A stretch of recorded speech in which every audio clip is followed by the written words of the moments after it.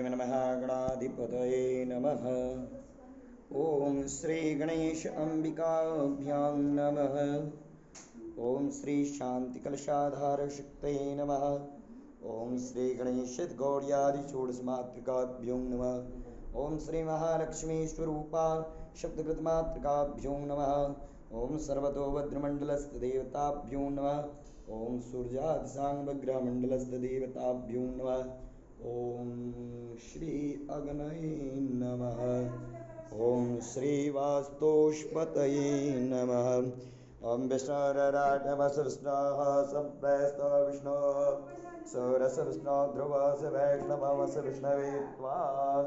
ओम सर्वमंगलमंगल्ये शिवे सर्वार्थसाधिके शरण्ये त्र्यंबके गौरी नारायणी नमोस्तुते। श्री गृहप्रवेश पूजनम मां। ओम शांति शांति शांति।